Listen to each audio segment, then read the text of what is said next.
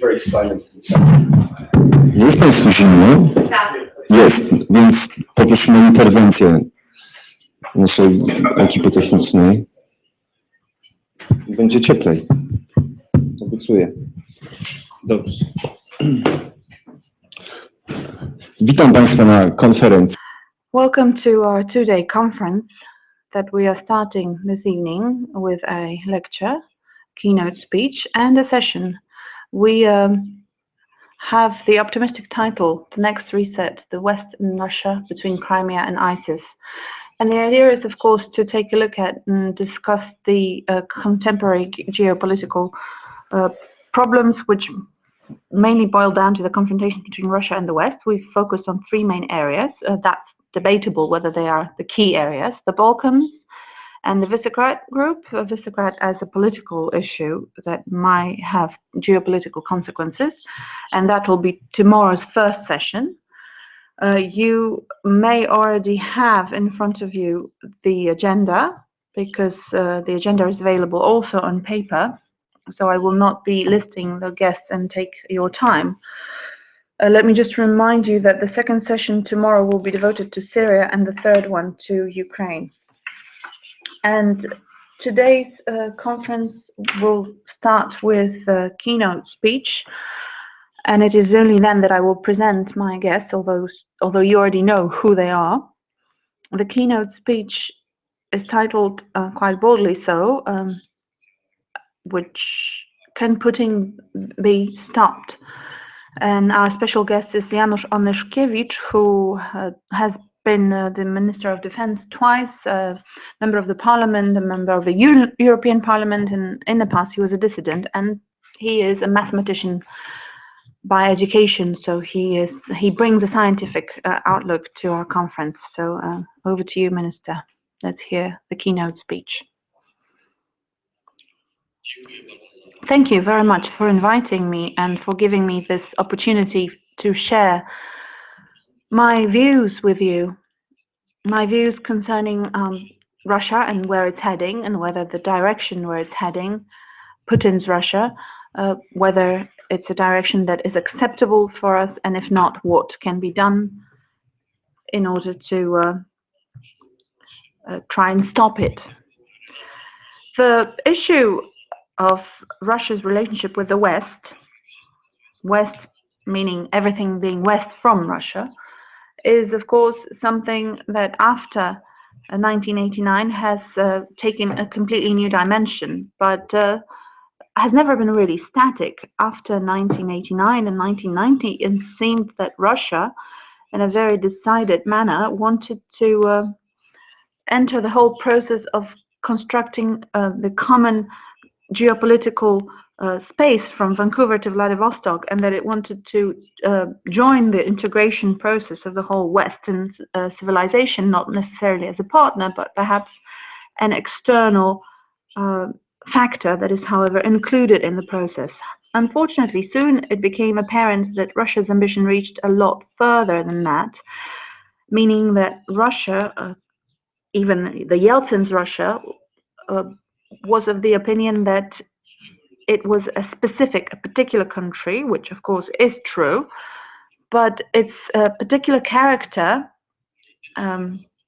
stemmed from the fact that its political and economic weight was so big that it deserved a specific place, a special place in the process. The common view in Russia at the time was that Russia's interest was so convergent with the interest of the European Union that there should be a special relationship, and that only together Russia and the Ukraine could counteract the economic dominance of the United States. There were even opinions saying Russia was the only possible salvation for the European Union. And the whole process of thinking about Russia's relationship with the West took a different turn as well. Russia thought that it could and should obviously join the whole process. However, its role should be that of an influential partner, perhaps even deciding partner. as to what was going on in the area. So both in NATO and the EU, Russia thought it was going to be given a veto right. At the time, it was all based on a conviction that was later undermined after the first economic crisis in the 1990s, the conviction of the strength and power of Russia's economy. In the early noughties, there was a common conviction that Russia was going to become one of the biggest economies in the world, that the ruble was going to be one of the world's currencies, and the capitalization of Gazprom was going to exceed $1 billion. We know that it is far from it, that it was only 150 billion. So it seems that all the visions that Russia had of an economic power that was going to be on a par with the European Union and the United States, it seems that not much has remained of that vision, seeing that the economy is stagnant. This period started before 2008 because the growth of the Russian economy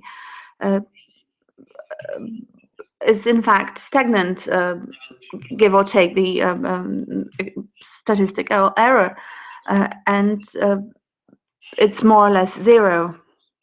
Come 2008,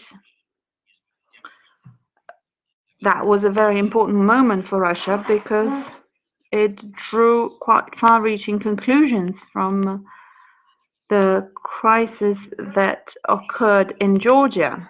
What happened in Georgia? Well, we all remember quite well that the Georgian crisis in 2008 was the result of the many initial provocations addressed at Georgian counterparts. Unfortunately, President Saakashvili responded not very reasonably to those provocations, and he attempted at annexing Ossetia, Southern Ossetia Republic, and he successfully had done it as well to Georgia. So that was an attempt that took place, and the response to the military action of Georgia was Russia's military response, which exceeded the acceptable scale of potential reaction to the Georgian initiative, but however, it might have been in some way justified. But Russia did something else apart from reacting to the Ossetia problem. They invaded Abkhazia, an area at the Black Sea where nothing was happening. There was absolutely no excuse for any military action, and so hence Russia, for the first time, demonstrated the following thing, namely that it was capable of military action as a preventive measure, because the justification that Russia gave at the time was not that, in fact, terrible things were happening, so they needed to step in with military action, but according to their evaluation, terrible things could have happened. So if it was a possibility, Russia had, as they thought, the right and the obligation to intervene, and whether or not it could happen was only their own evaluation, and that didn't need to be shared by anyone at all. And the importance of that logic was that it was also later applied for Crimea. Indeed, there were no reasons to fear or to be concerned about the rights of Russian-speaking citizens of that part of the Ukraine. However, Russians concluded that a threat was present, and that was the justification for the intervention in the Ukrainian affairs and the action in Crimea. But that happened a lot later. In the meantime, Russia has seemed to have developed their own philosophy, whereby they thought that since it was not possible to obtain a status of a fully fledged partner, or a partner that was going to have a deciding vote on certain matters. That was not possible, so Russia thought that they needed to get more power and be granted such a status by everyone. And I think that was one of the reasons why ultimately Putin's crew and Putin himself decided to change the philosophy of their actions and justify their government. Because before that, the whole action or the whole modus operandi of Putin and his crew was based on the status quo, where the rest of the world was going to allow them to govern and they were going to allow them to have growing welfare. But that was no longer applicable when the Russian economy collapsed and there was no development, there was no growth, and possibly it was even regressing in some regions. So there needed to be a solution offered to people, and it seemed that at that point Putin came to the conclusion that he was able to offer a different deal to Russians. He was going to say, I am going to rule, but I'm going to lift Russia off its knees, and I'm going to guarantee its power. Russia being the guarantor and the cradle of a different civilization, which is different from the Western civilization, which in turn seems to be struck by disease and overgrowth of thought and logic, a civilization which seems to be rejecting values such as some of the conservative values such as faith, that should be the building block of everything. Let's remember that in Russia, the religion is the Orthodox faith, which is the only correct faith, and that goes back to the 19th century. So Russia not only has the obligation to defend its civilization, but also that of trying to spread it to the rest of the Russian-speaking world. So it is Russia's obligation, it seems, to try and recover all the lands, not only the Russian-speaking lands, but also those where people or citizens could or should be included in that civilization. And only when these areas around Russia are reconquered, and when that creates a new civilization of which the center would be Russia, then Russia would be strong enough to challenge the United States and to try and block the United States in what seems to Russia to be the American hegemonic intention. So when one reads various Russian publications, it seems that this is what the world is expecting from Russia, that this is what Russia should be doing. So what has happened in Ukraine is not meaningless, because in order for all this process to really work, in order for Russia to get the critical mass that it's driving at, it absolutely needs Ukraine. Ukraine is indispensable. That's why I do believe that what's happened in the Ukraine, how the conflict has been frozen, is not a long-lasting situation. Russia's intention was to annex all the territory of Ukraine. That has not succeeded. And we have a bit of a situation where the whole action has been suspended. Russia wanted to be a superpower. It wanted to be on a par with the United States and the European Union. This was an assumption that was made. We need to remember that the Russian standpoint involves the view whereby the world should be ruled by superpowers, and that once the superpowers strike a deal, it would be up to them to discipline all the potential minor players or opponents and force them to acknowledge what the great powers have agreed on and developed as something that is a rule and that has to be adhered to. So Russia would like to gain such a status quo, and there are, in fact, two ways of doing that: either building Russia's power by trying to annex various territories around Russia, and by weakening potential competitors such as NATO and the European Union.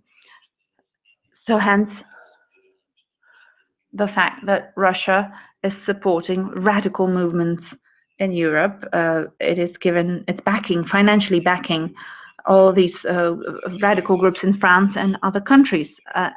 Hence, Russia's action in order to weaken the North Atlantic Treaty. How can this be done? Well, this can be done by Russia's trying to create an impression that it has sufficient determination and military force to be able to challenge the alliance.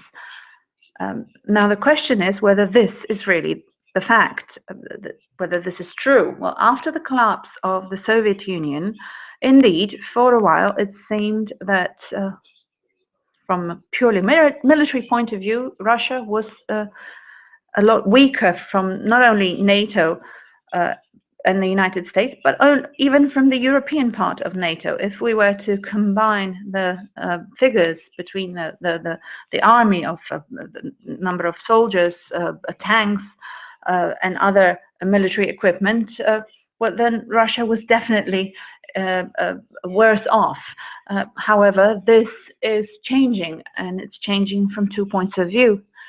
First of all, Russia is very strongly modernizing its military force, and it has also one colossal advantage, that is that it can immediately concentrate and focus and deploy all its forces in one place and use it immediately, whereas NATO has no option of doing so, because the situation that took place during the Cold War no longer exists, where Canadian and German and British troops stationed in Germany, and in case of any military action, very capable and strong forces could appear, and NATO troops could appear if the necessity arose. Now this is no longer the case.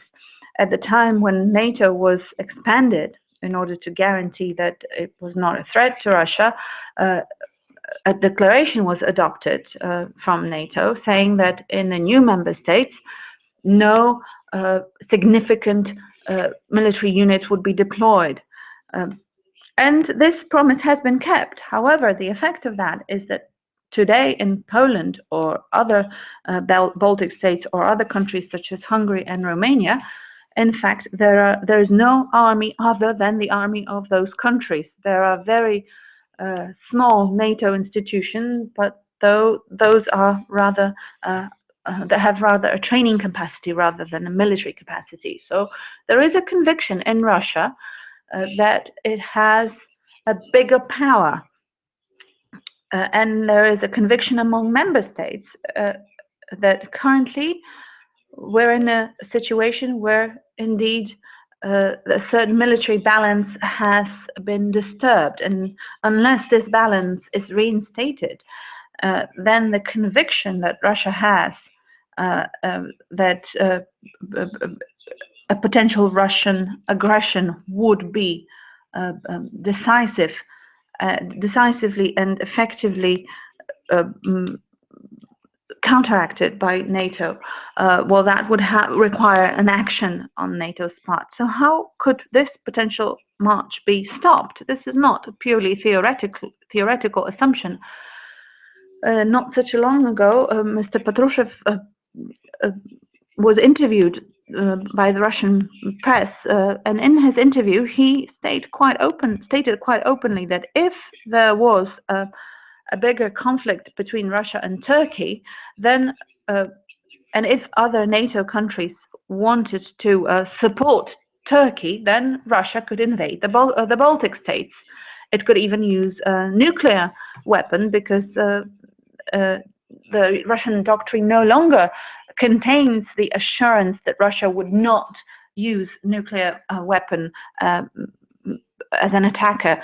There is an indication that this could in fact happen, and that is a possibility that is being reminded constantly. So what should be done for Russia to stop having the conviction that in fact a potential armed conflict is something that is foreseeable for Russia, because it could potentially win it? Not even permanently win such a conflict. Russia is still aware of the fact that the United States are still a great superpower, but the general stream of thoughts that Russia has is that Russia can take advantage of its initial dominance. It could conquer some of the Baltic states and then threaten that should NATO try to recover these states, Russia could use nuclear power and blackmail Western countries, saying that Russia would be prepared to launch a nuclear war, hoping that other countries would not be ready to respond to such a threat. So what indeed could be done in this situation? Well, here is the situation. NATO is now different than during the Cold War. Why is that? During the Cold War, there were treaty guarantees. The Article 5 of the Washington Treaty, which said that the attack on one country is the same as an attack on all the countries, and that all the remaining countries would have to support and assist the country under attack. However, this article is in fact quite weak in its essence, because it says quite explicitly that every country would have to give the support that it deems reasonable, and that could be moral support or political support, nothing less. However, nothing more, nothing less. However, during the Cold War, the situation was different, because at the time it was obvious that any conflict would not be local or insignificant in its character, that it would be a fully fledged, important conflict, including all the countries. That's one thing. Number two, it was also commonly known that a response would have to be common and unified, and that was sealed in the existing and approved operational plans, and that was the important difference. In the Cold War, if there was a war, if the seals were broken, everybody would have known what to do. But come 1989, there were no such plans in NATO. We have one, the Baltic states have one of each, but nobody knows what they are. However, it is the Baltic states that are most at risk of such potential actions. By the way, there was a report by an Round Corporation, an American think tank, and it was published recently, where a scenario was tested of a possible attack of Russia on the Baltic states, and it seemed apparent that it was impossible to defend those countries unless 5 brigades of NATO countries were deployed to those areas, and that is something that is a sobering thought, in fact, that we should even engage such a possibility. So what could be done? Well, it seems that a lot could be done in practical terms, and I hope that the NATO summit will, in fact, take the necessary decisions to go down that road, because the previous summit, in fact, already adopted some decisions. They increased the fast reaction force, and they also initiated the very high readiness task force, which is called the Spearhead. Having said that, one thing needs to be done still. We need to streamline the process of initiating the spearhead, because one thing is military being ready to take action within 48 hours. That's no use if it takes 2 weeks to decide whether or not action is really needed. That is completely unacceptable. So what needs to be approved is that, or adopted, is that it is the military's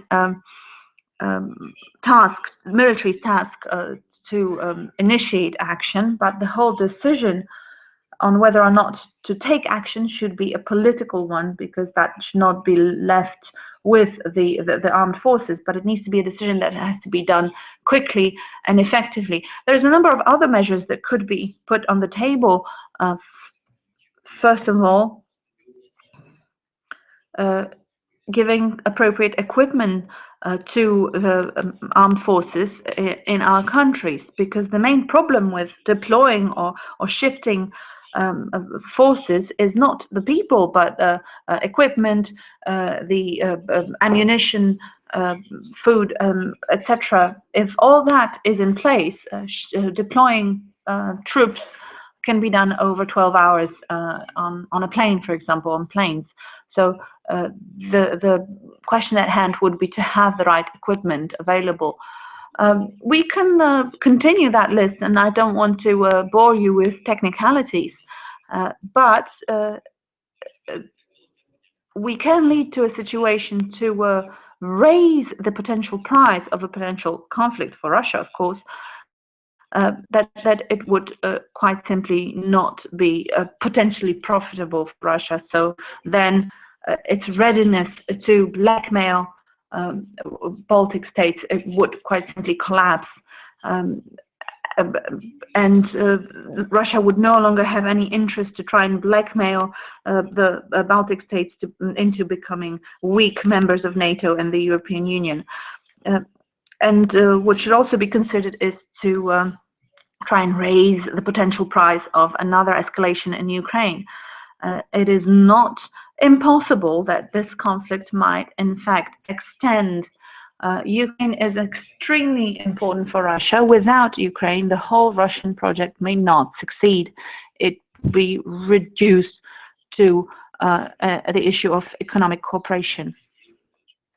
Russia is a huge political player, so Ukraine will definitely be back on the agenda. And when it turns out that Putin is not able to succeed in Syria, succeed enough to back the power of Russia offer that he is trying to put on the table, then maybe Ukraine will be back on the agenda. And then what could be done to stop it? Well, I think that the following thing could be done. One thing seems relatively simple. It's not just a question of supporting Ukraine in a military way, but what could be done would be that an announcement that a program could be applied to Ukraine in case of military action, a similar program that the United States implemented before Pearl Harbor. The Lend-Lease program, where they lease to the Great Britain all the military equipment, because Roosevelt described the situation in the following manner. If your neighbor's house is on fire and they ask you to lend them the hose, you just lend them the hose. You don't ask them why and how and what terms you're lending the hose. You deal with that later. So such an announcement could perhaps lead to a situation where Putin's expansion plan agenda could be stopped. And if this happens, the situation might change in Russia, because it seems to me that Putin is a person that is riding a bike, and they either move forward or they fall. And stopping him on this bike and leading to a situation where he needs to change the strategic direction of where Russia is heading is not only in our best interest, but it's also in the interest of Russia itself, because one huge challenge for Russia is not in Europe. In Europe, Russia has a lot to gain, but if it's not a partner that Europe cooperates with, then it has a lot to lose, and it has even more to lose in China, because in China, the common thought that is a recurrent one is that they lost a lot of the territory due to treaties that were unfairly signed in the 20th century. And that's a huge issue which the Russians are aware of, because when you look at the way Russia's military forces are deployed, the strongest military area or operational strategic area from the point of view of how many units are mobilized is the eastern area. They have 15 brigades in the western part. That's as many as well. Although this can be reinforced, of course, but in the east they have a lot more units, and if Russians are exercising, they practice shifting 150 soldiers to the east, and that's a philosophy that, although this is being described as a potential to counteract against Korea's aggression, but everybody knows very well, and China does as well, what the true philosophy is of such a policy. So for the sake of Russia itself and Putin himself, it needs to be stopped, and I think it can be stopped. Thank you. So thank you very much, and now let me invite applause, very well deserved applause. I don't know about you, but I did not actually expect such a very concrete response to what needs to be done. And even Krastev, who can be rarely surprised, I think will share this sentiment. And I want to have a lot to do today, because it's quite natural now to invite our guests. And I do promise that I will finally introduce them to respond to what the minister said. And after that, we'll talk, and there will be also time for our audience. And then the minister will have a chance to respond to what is said. Our guest, Ludwika Włodek, sociologist and adjunct at the East European Studies at the Warsaw University. And you possibly remember Ludwika from reports and interviews and very interesting columns in Gazeta Wyborcza. And she's an author of many publications, including a very interesting biography of the Onyszkiewicz families. And everything, should I say more, Ludwika? I think that's quite a lot. She needs to use the microphone. We cannot hear the speaker. Well, Ludwika is focused on Central Asia. That's her interest. Our second guest is a writer, but also a filmmaker, a man of the media, both in the UK and in Russia, born in Kiev, Peter Pomerantsev. You know his book was very successful in Poland. And if you don't know it, maybe you should be embarrassed, but you can really make up for that by buying and reading the book. And our guest is a person who travels a lot through the world, or travels to Poland, expert on Eastern relations, and Washington, comes from the Balkans himself, and has actually appeared practically everywhere. And we're so fortunate that we are lucky to invite him successfully, Ivan Krastev. And could you now applaud all our invited guests? So now I simply could not even attempt to make a full summary of what the minister spoke about. But one issue is something that I would like to highlight, namely this Lend-Lease Act for the Ukraine. So could you comment on that? And Ludwika, could I start with you? But you need to use the microphone. Well, before I move on to that particular issue that I really know about, and which was also raised in the presentation, but I think with this concept, and I am no expert in weapons or armaments, so it's difficult to ask such a provocative question of the Minister of Defense. But this equipment that Ukraine is to be used, it's more complicated in use than a hose in putting out a fire. So you can't just give equipment to the Ukraine, but you need to train soldiers that would be using that equipment, and that is much more complicated. So this is something that comes to my mind. But what I think is of interest is this Eastern dimension, this Eastern component, a competition between Russia and China. The area of that conflict is an area that I am particularly interested in, that is Central Asia. And here you can see really an immense difference between capability, diplomatic capability, patience, the ability to pursue a consistent policy, and finally the means that can be invested in the process.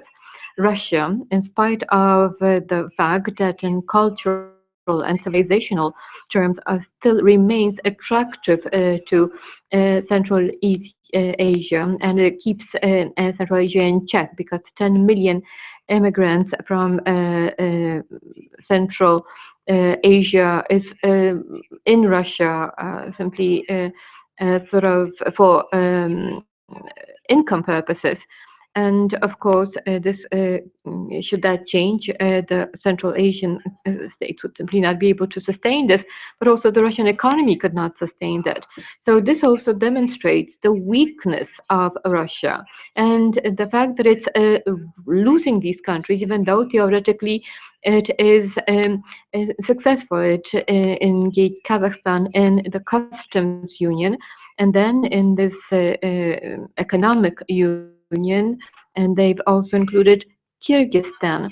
But in fact, and economic indicators are quite obvious. In the past, Russia had Turkmenistan in check and was the main buyer of Turkmenistan's natural gas. But now, Turkmenistan is really dependent on China, sells most of its natural gas to China, and is really concerned whether China will buy that natural gas and at what price. And only some residual amounts of natural gas are sold to Russia.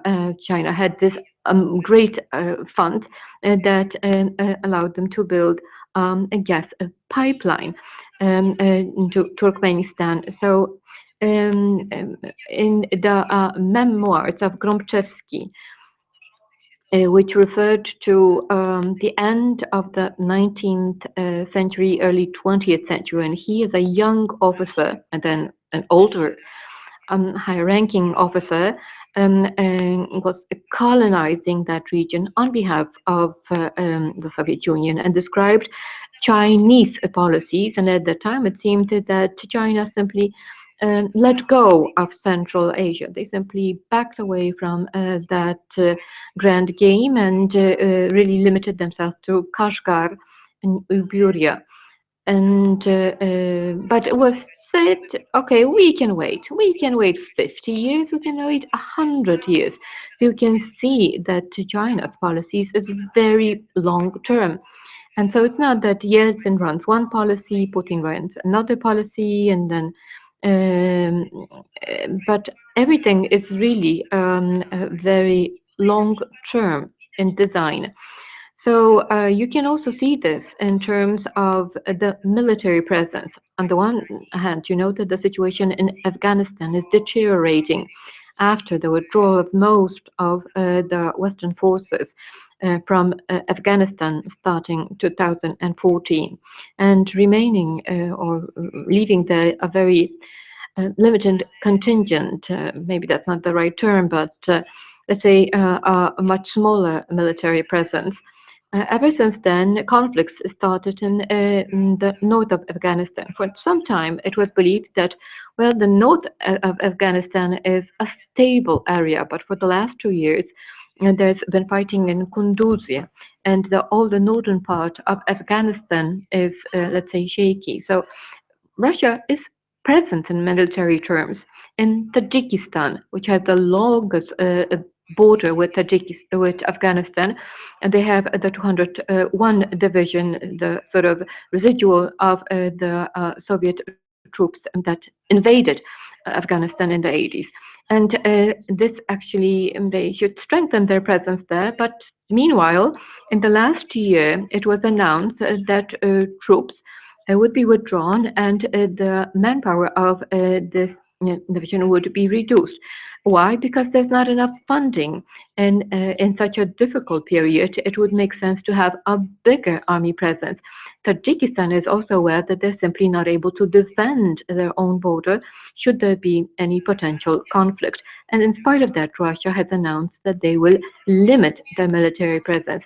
On the other hand, Russia is trying to convince Turkmenistan, which is a neutral country, and is trying to maintain its neutrality by paying with gas to deploy Russian troops to the Afghan border, where there had been also skirmishes, and the rebels were coming close to the border. Well, maybe what I'm speaking about might not make sense to you, that I'm so addressing this in such depth, but I think that this domain shows very clearly how the Russian policies like a tailor that can only use as much material as they have. And it's obvious from the situation in Central Asia that Russia is running out of that fabric, that Russia is trying to pull a blanket covering its head, but the feet get cold. And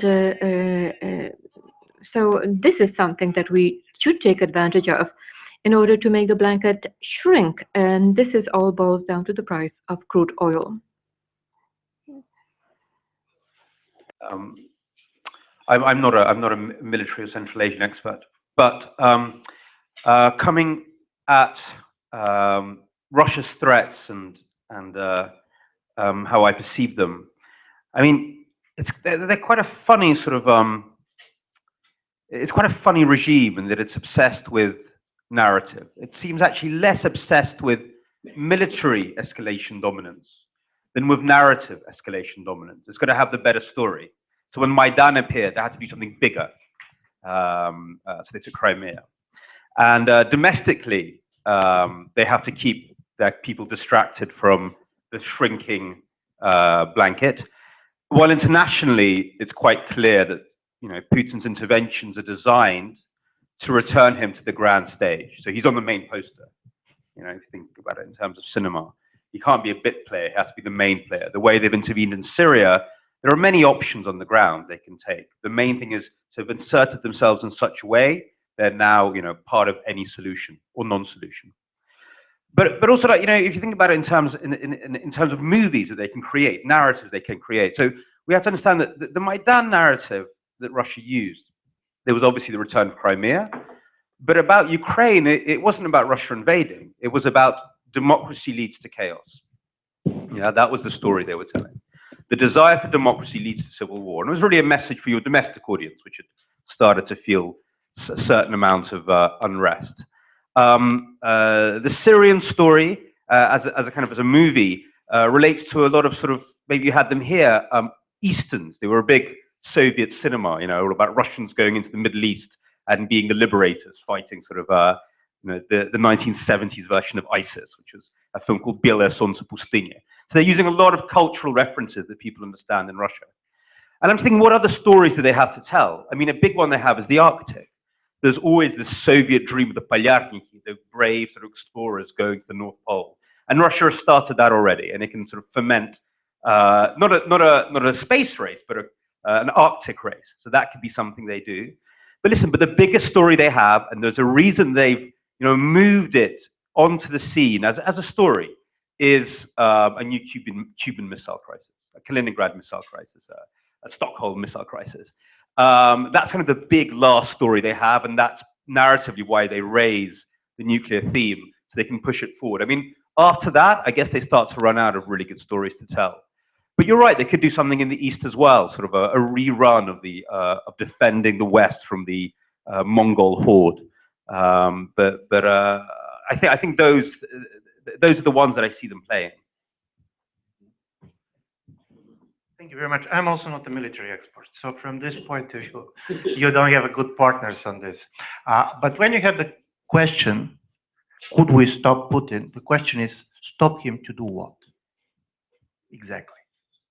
Because from a certain point of view, I do believe that if there is a grand plan of Russia, this grand plan is much more produced on conferences like this, where we all try to rationalize and basically very much strategize. While to a certain extent, basically on the Russian side, you have much more opportunistic behavior, which is basically trying to impose their presence as a power. If you decide to put a lot of sophisticated armament in Ukraine, and I very much agree with the fact these days weapons go with a lot of training. You cannot push them to take some of this armament without Americans training them, if we really talk about sophisticated things. Then there are two things happening. One is that basically we're playing where the Russians has the only place where they still have a real presence, and this is the military power. Because on hard power, Russia is a power. And secondly, basically the risk of provoking a conflict is also very high. So from this point of view, probably it makes sense to try to understand not so much the grand plan, but exactly what are the parameters, what Russia is maximizing. Because this is not so much clear, and I here very much agree with Peter. Domestic politics also should be taken seriously. Because Russia obviously has a problem controlling territories. People talk Crimea. Crimea does not have electricity today. We talk about Donetsk and Lugansk, and there was the idea that basically Russia is very much interested to control the place. Not much. By the way, not only Russians, everybody has a problem to control territories these days. So my major argument is going to be, before we're going to understand what exactly we want to stop, treating Russia as a new superpower is going to help them to look in the way they want to look. If NATO is going to treat Russia as too powerful, it is going to look as too powerful. And this is a game basically exactly because we talk about perceptions, we talk about self-perceptions. This is something which in my view also should be taken seriously. Because of course they're trying to challenge the credibility of the NATO guarantees. From this point of view, Turkey is an interesting case. A month ago, nobody was going to mention Turkey. Everybody was going to talk the Baltics. And now if basically there is a place where NATO can be much more challenged, it's Turkey, it's not the Baltics. In 3 days, it could be something different. So you're not going to put hard weapons everywhere. And from this point of view, basically, probably the conversation is not what is the grand plan, but what are the strategic options is the conversation that we should have before we decided basically to put a lot of military equipment here and there. To w takim razie proponuję, żebyśmy sobie odpowiedzieli na pytanie. I would suggest that we try to answer the question, trying to follow all your responses. In other words, what type of a system is Russia? From what Peter Pomerantsev said and from what he writes, it seems that this is a system, a so-called post-modernist empire, post-modernist power. And even Peter coined a term that this is the so-called narrative empire.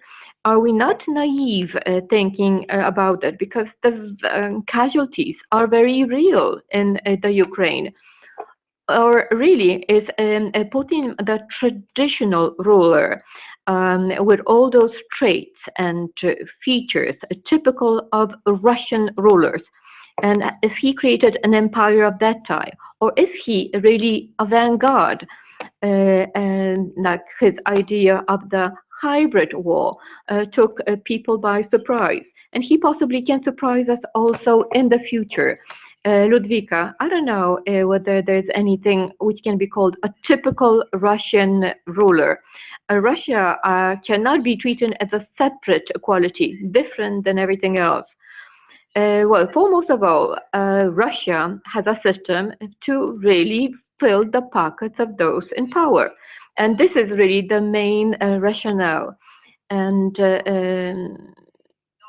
but the Ukrainian developments, and of course all of this started before that, because the fundamental way of trying to explain this is that there was a decline in support for Putin. Economically, the system was failing. A system which is so corrupt simply cannot be effective. Prices in Russia, some smart people calculated this depending on the products and regions, but between 30 to 60% of the price of the products was the price of corruption. So that's how things function. But up to a point, there was, in exchange for that, was relative well-being of the middle classes that were coming to exist in Russia. I have plenty of contacts with the academia circles, and not necessarily ethnical Russians. And these people, up to a certain point, were happy with their lives. They had high university salaries. At one point, said the salaries were quite decent. They could afford holidays. If not in Cyprus, well, they could go to the Turkish Riviera, or to say nothing about, well, if not, for example, coast in France, they could go to Vietnam. They led a quiet life. They could organize conferences. They enjoyed university exchanges with Poland and other countries and Central Europe. So this class of people had never enjoyed such a good life since the really existence of this country. What happened after the Maidan and the Russian intervention in the Ukraine and intervention in Crimea? This wonderful life of this class, which is possibly not a very deep or large group of society, but nonetheless influential. And the quality of life had diametrically changed.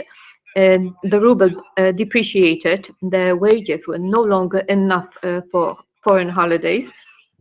It turned out that they no longer have this wonderful freedom of intellectual exchange, attending conferences, of inviting colleagues from the former bloc countries, which are now members of the European Union, and this terrible system of control, reporting to the FSB who you're meeting with, who you're inviting to conferences, has been reinstated. And I think that is really the key to the system. As long as you could steal and really take a little of that, the spoils, this could be maintained. But when, for various reasons, the engagement in Ukraine, in Syria, the fact that the West united the front against Russia, the drop in oil, crude oil prices, was not made by God, but because there was a certain concerted effort for making. So I think that this is inner key. On one hand, to Russia's stability. Nobody wants things to collapse overnight and to make Russia or to lead Russia to a second revolution. But at the same time, this is also a way of impacting this power, this government, and what it's doing. Or it's like a bicycle that you said that either drives forward or falls over, because on the bicycle you cannot move any other way. Peter. Yeah, there's a nice quote by a Russian media professor, Igor Yakovenko, who once said to me, if Stalin was sort of 80% violence and 20% propaganda, Putin is the reverse. He's 80% propaganda and 20% violence. No, that this is a very media sort of engaged rulership. I mean, the first thing that Putin did when he came to power, before he took over the army, before he took over the secret services, before he took over the oil, before he does any of that, he takes over television. He was created by television, and he knows it's his key source. More important now than oil, it turns out, because the oil's dropped. So Putin always tells this story from the 1970s. Some dissidents were having a press conference for the press, or the 80s, and he was running kind of the St. Petersburg KGB, which was in charge of dissidents. He didn't arrest them.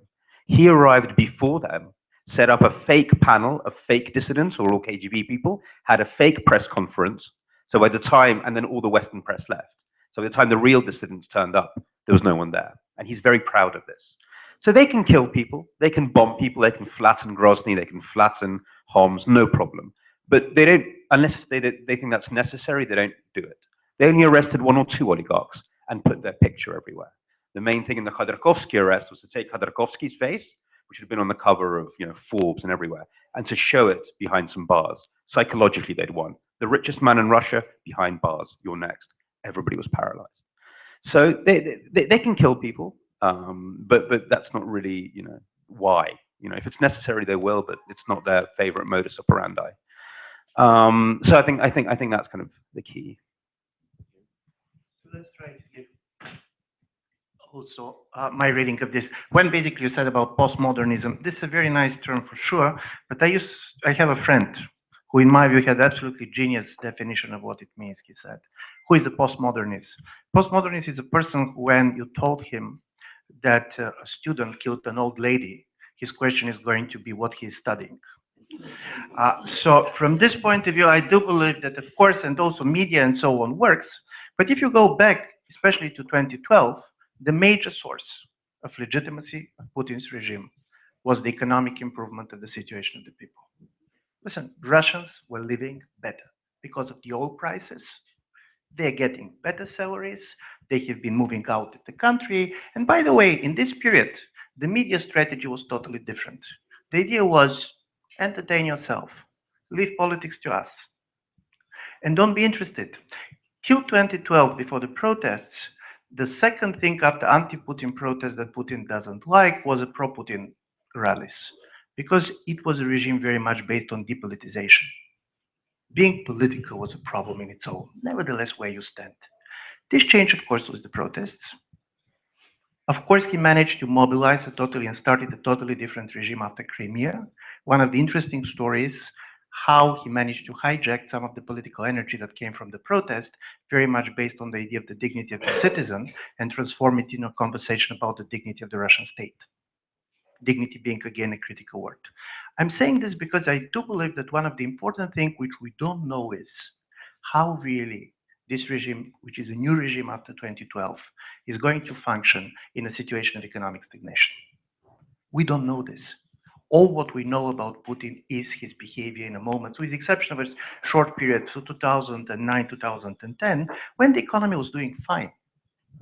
So from this point of view, also, when you go to his foreign policy, people very easily basically set and jump, this is just a continuation of the Soviet policy.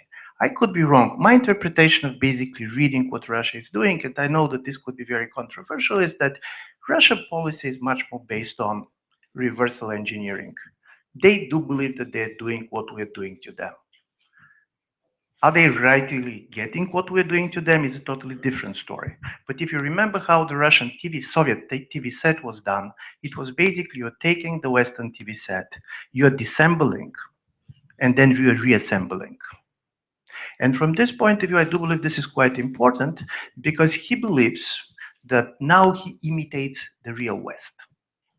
Not the West that is talking about itself, but it's very much about imitation. I always believed that in order to understand certain type of a logic of a political action, we should try to answer the question which is totally ununderstandable. For example, for me, the question like this was, why President Putin personally lied that there were no Russian special forces in Crimea? Listen, people lying in politics. From this point of view, President Putin is not different. But this is a lie that cannot survive even 2 hours. 10,000 people is not somebody that you can hide. Why he lied to the German Chancellor, to the German Foreign Minister, knowing that there is a cost? And I do believe that this is coming to an important point of understanding the politics. He's lying because he expects to be called a liar, so he can say liar like you. And this type of an angry type of a moralism, in my view, is very important for understanding. This is not just the cynicism of a TV producer who knows basically that everything is a game. For him, not everything is a game. And he's much more kind of in his own story and narrative about Russian greatness. I'm saying this because from this point of view, in order to understand what they're doing, it's very important to understand what they do believe we're doing to them. For example, if today you go in a Russian bookstore and decide to buy a popular history book about the 1917 revolution, you're going to be shocked. All of it is told as a covert operation, either by the German general staff or by the British intelligence. It was told as a story of Maidan. Why? Because basically, what this type of a generation of leaders which are now running Russia has in common is not so much an ideology, but experience. And this experience is the experience of the collapse of the Soviet Union. Very high levels of insecurity, very high levels of insecurity, including also territorial. So from this point of view, it's very interesting because you have somebody who in the eyes of the Western press is perceived as extremely powerful, and he can do what he wants. And on the other side, if you follow basically the Kadyrov story, you very easily can see that there are many things that he cannot do and he's not going to dare to do. And I do believe that these constraints are also quite important to understand where they stand. We don't know how the economy will go. I do believe that, and here probably I should stop, but there were 3 or 4 times when in the West we are coming with the consensus believing that we know what drives Russia. The first was that they're very corrupt and everything that they're interested is in money. And by the way, all the idea the sanctions are going to produce immediately the results was it's going to produce money. Listen, it's psychologically, this is the way only kind of people with limited incomes like us think about money. Because to believe that somebody who has a possession of a nuclear weapons after 15 years in power is interested simply in his purchase power, in my view, is psychologically unreal. After 10 years in power like this, you're becoming messianic by definition. And just to be interested in, not that they are not corrupt, they're extremely corrupt, it's an extremely corrupt regime, but corruption does not explain everything. And from this point of view, Russian elite reacted very different than the Ukrainian elite when the sanctions came. The second idea was that they are kind of a conservative ideologists, like the Soviets, that they have a new kind of ideology and they're ready to die for it and so on. But listen, of course they're saying all this and probably they believe part of it, but look at the Russian society. Russian society is everything but not conservative. If you see, for example, the abortion rates, it's 4 times above the average in European Union.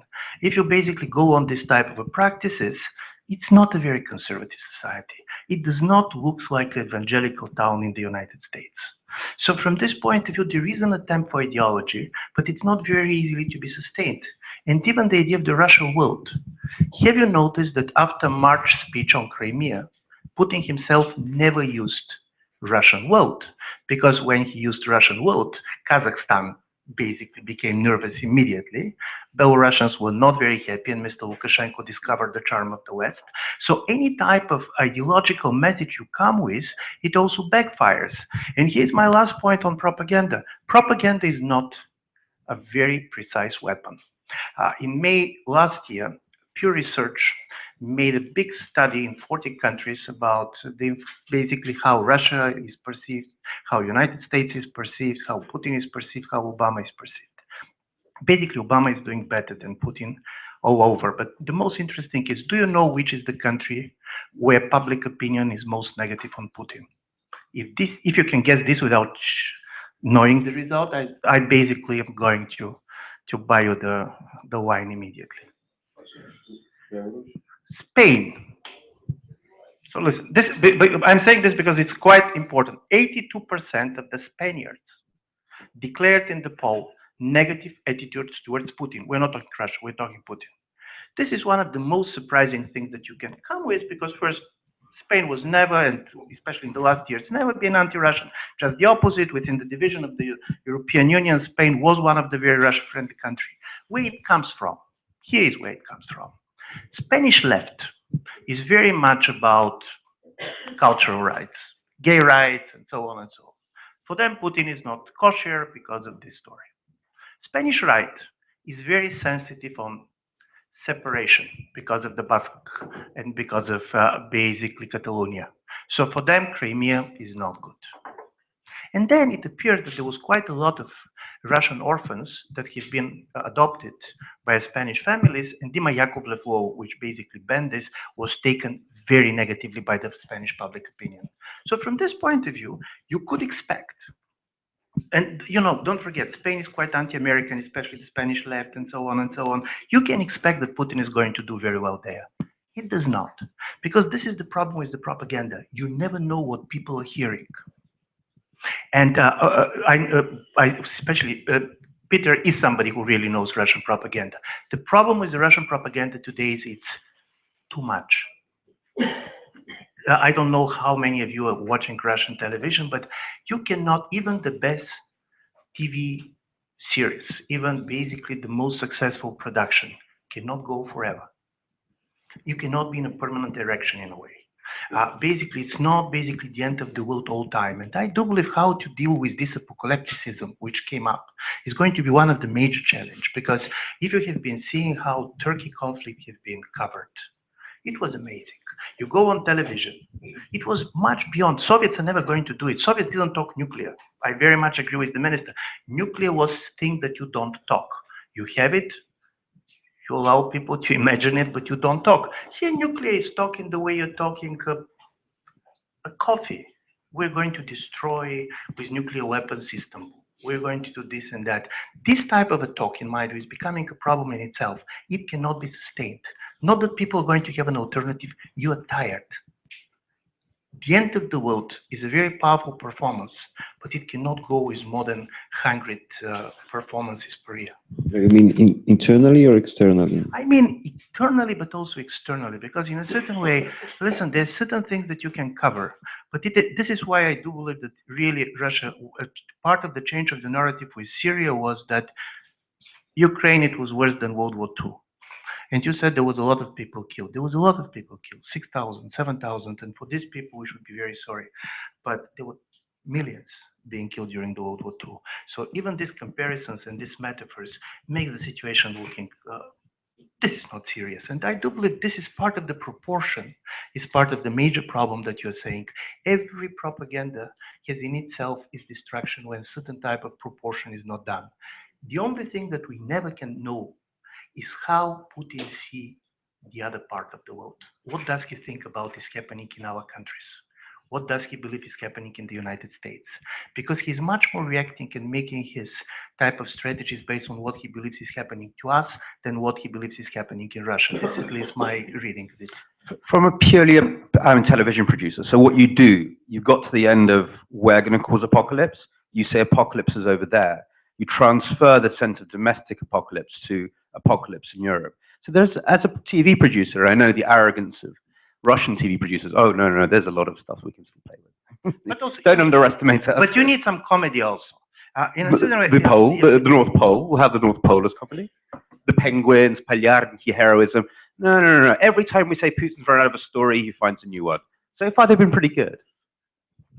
Listen, I have never been on a television. I know simply that at least as somebody who is watching television, you like to watch the same film several times being told differently, but from time to time you also want to change the channel. And I do believe this is part of the problem, because you're simply becoming slightly exhausted by the same performance. And I do believe this is something that you can see in the latest Levada story. It's not that people basically change their political views. It's not even simply that I very much agree that their life has changed, but also this is the same thing all day, and you look for something different. No dobrze, powiedzieliście, że... All right, so you have said, I think everyone, that domestic politics matters, and that Ivan especially emphasized that what Putin is doing, and he seems to be imagining that this is being done to him and that the people of the West are doing it. So let's see what we are doing. Let's perhaps try and value the policy of the West. There are some surveys or some polls, as what is quoted by Solos, and I will just bring it down to this, that the rivalry between the EU and Russia resembles the rivalry of who's going to collapse first. The internal EU policy related to the three main crises, the refugee and the economic and geopolitical crisis, is really weakening us. How do you rate the EU policy towards Russia, the Western, the EU and US policy towards Russia, and would you please take into account China's situation? To what extent does China change Russia's position as an ally of the West or as a separate potential power or potential ally to Russia? How do you see it? Let's start with Ludwika. I think that still the West, at least this is what it was until the end of the Cold War, and I think it still is the case that the West is still has still some ideas. Of course, Russia is no longer the same state that it was, but it still seems that Russia is stronger and more powerful than it really indeed is. And I think that this perhaps could result from very simple things, such as, for example, that the Western intellectuals or politicians, when they go to Russia, they confront, or they are confronted with the beautiful city of Moscow, the splendid city of Petersburg. But most of them have probably never been to Zabaikalsk, or they have probably never been in the outskirts of Rostov, and they do not realize, they are not aware of what the true Russia outside the big metropolis really looks like, the ordinary Russian everyday Monday life. And that's where the conviction comes from, I think, that perhaps that Russia is powerful. Of course, the whole army modernization, new armaments, but what is the everyday life of the average low-level units of individuals? And that really can be only seen in reality. But the propaganda, of course, fills up the gap. We hear the big tale for the Russian people about this incredible war that Putin is waging in Syria and how bravely he is fighting terrorists, whereas nothing of that kind is really taking place. Okay, Ludwika, but let me just ask you a bit more precisely. From Minister Onyszkiewicz's keynote speech, we also hear that we've been surprised by Russia again, that the West, in every particular turn of that game for centuries, has been surprised by Russia. We buy the propaganda. We are a different civilization, are we? And the Russian mind is, and the Western mind are two different minds? Or is there another reason why Russia is capable of even having a weak domestic policy, and the gloomy Russian reality is still able to build that seeming power? Why is this the case? Well, on the one hand, we have the public opinion, and on the other hand, we have experts. And of course, true experts perhaps know the position that Russia is in, but in democratic states, it's really important what the public thinks and to what extent really the Russian question is a real issue, and to what extent the public is really convinced that Russia is powerful. For me, what was shocking is the meeting with Hélène Caram-de-Cos, one of the better-known French historians who specializes in Russia, who came here, and she was invited by the French embassy to promote her book on about the 6 weeks that the 6 years that led to the collapse of the Soviet Union and communism in the world. And she quite seriously said that we need to allow Russia to gather its lands, that every country that loses territory will naturally try to aim at regaining this territory. Why would the Ukraine really want to be member of the Western structures? Switzerland is neutral and it seems to be doing just fine. And it is such people, unfortunately, that shape the thinking of the Western public. it doesn't matter if the American experts or intelligence can see right through Russia, because they can see it, right? If the public doesn't know. Peter, your book also is a big collection of surprises, really. It's all written about characters, where you just confess how surprised you are with Russian reality and how it is completely different than the West.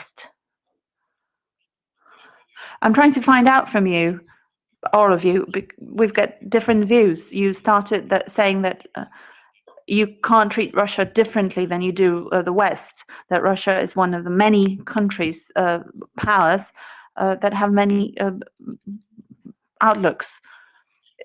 Should Russia be understood differently? I can expand on this. In Sovietology, there are two schools of thinking about Russia, which say that, for example, the Koharzewski book says that communism and totalitarianism can be explained by the Russian culture, in essence, whereas post-war Sovietology, such as Martin Mali or Andrei Walitsky, says that it can be explained by ideology rather than culture. So that would indicate that the culture is not that different, that it was Marxism that sufficiently explains the Soviet system. So is it a qualitatively different reality, or is it not? Try to connect your question with what I've been thinking about since what Ivan was talking about. I wonder if we're both talking about the wrong thing when we talk about the key to Russian propaganda. We've talked about it, and it was my fault. I said it's like a movie he's showing people. He is, and the movie is sometimes good and sometimes boring. He's doing something else, which is much deeper. For a long time, I'm a TV producer. I couldn't understand what was going on with the heroes on Russian TV, the TV presenters. So Russian TV presenters, they used to be very Europeanized, very aestheticized, very, Russia's sort of like wealthy, very urban, slightly metrosexual future. After the war, they changed. They started dressing differently. They started dressing in black. They started speaking differently. They started speaking, there's a word, wonderful Russian word, merzost, with this real anger and spite. Exactly the spite that's in Putin, when he's like, you expressed it beautifully in your emotions. This kind of, I lie, he was lying, say you're a liar too. It's real anger and bitterness. And everyone talks about how in Moscow and in other cities, the atmosphere has changed. Suddenly, there's an anger there. What he's done is something much nastier than creating apocalyptical movies. He said it's okay to be an asshole. And all this pent-up aggression, which I think we have in every country, but in Russia, for obvious historical reasons, there's a hell of a lot of, has now been let out. And that's why the propaganda is not powerful, not because of this fun, colorful, but you're quite right, slightly boring movies. He's let out, he said it's okay to be horrible.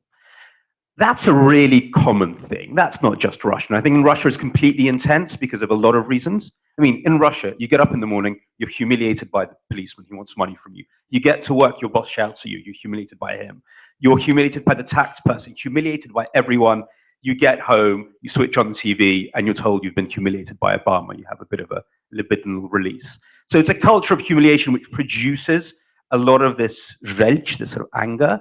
But come on, Trump's doing it everywhere. So the idea of Russia is somehow, a priori different, I think is ridiculous. It's using the cheapest tricks in the book, and they're just incredibly effective. And then garnishing it with this bullshit about being a separate culture. I'm very much on this line, because basically we try to always try to see everything that is happening in Russia as very Russian. But listen, I'm Bulgaria, so we have been part of a different empires.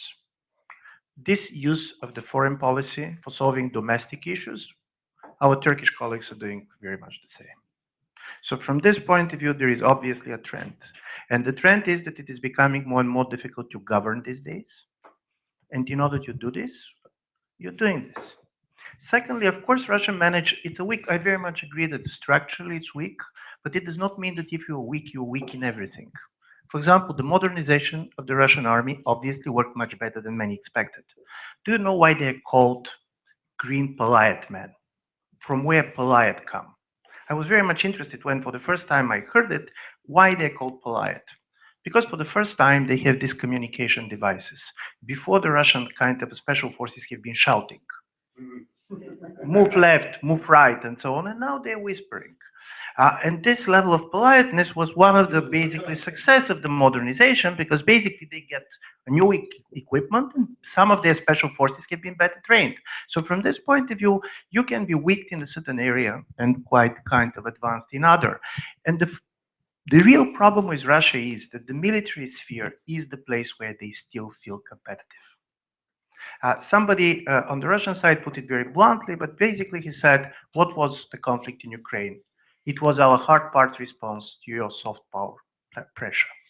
Everybody, he said, uses the power that he has. And I'm saying this because I very much agree that when we talk and try to see how different Russia is, there is one major difference between Russia and the Soviet Union. Soviet Union had universal project. You can like it, dislike it, but they wanted the world to become like the Soviet Union. This is not the Russia story, and I'm going to give, because we talk films, I'm just going to give you a comparison with two films in order to, because this was probably the highest ideological project produced ever in the Putin area.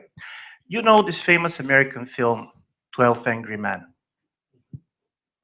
Classical of American liberalism, produced during the McCarthy years. It is the story of, this is the story of killed Puerto Rican boy being killed.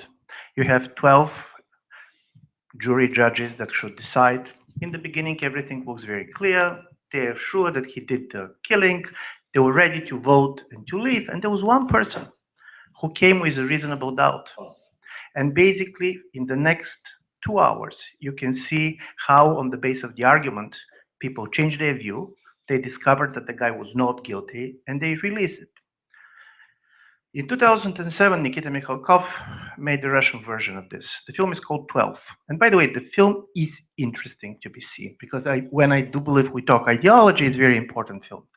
Basically, the film is very much a repetition. You have a Chechen boy who has been killed. You have a jury. The jury is very much, in the first moment, ready to decide that he's guilty, and they want quickly to go home. There is one person, the former KGB officer, played by Nikita Mikhalkov, and very much resembling the current president of the Russian Federation, who basically put a doubt. He's not so much arguing, he's much more manipulating people, but at the end of the day, all 12 agreed that the guy is innocent. At this moment, you expect that, like in the American film, he's going to be released. Okay, let's. No, I'm going to continue. Okay. No, but I'm going to, at least this is my reading. I'm just going to tell how I do believe it. So basically, at some point, they agreed that the guy didn't commit the murder, that he was framed. And he was framed for the real estate issue and so on. At this moment, like in the American movie, you expect the guy to be released. And then the same ex-KGB guy said, we cannot do this. I'm not going to vote for this. Because if we're going to release this guy, he's going to be killed by the people who framed him. So if we want to keep him alive, there are two options. Either to keep him in prison, or we're going to devote all our energy basically saving him. I'm saying this because this is a very kind of an important message. The message is not that Russia is offering a better view of the world, but Russia cannot survive in this globalized world under the conditions the West is putting us. Russia even can decide to stay in prison for a certain period of time in order to survive. And I do believe this is extremely important, because the idea of the Russian exceptionalism is now very much topped. The idea is they want us to do what they're doing because this is how they want basically to destroy us. And I do believe this is quite important. And this is quite important because if there is something on which Putin is very much representative, and I'm going to repeat myself, there is one thing which Russians share, and this is this fear of collapse. I was, even before 2007, there was a Levada study asking the Russians, do they believe that the borders of Russia, the current borders of Russia then, are stable? 43% said no. But do you know what is the problem? Many people believe that probably the borders should be bigger, but many people simply believe that Russia cannot keep Chechnya and Dagestan and so on and so on.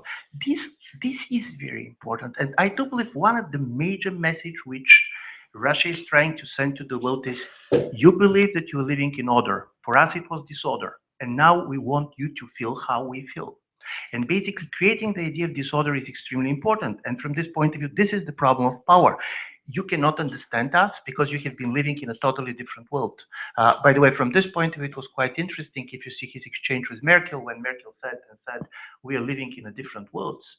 Before, when you're saying that Americans and Soviets are living in a different worlds, the idea was who is living in a better world. Now, when you have this, the idea is who is living in the real world. And I do believe that his message is exactly the position of somebody, for example, a gangster going to a business community or politics, saying, I'm living in the real world. This is the real world in which we're cheating, which power is there.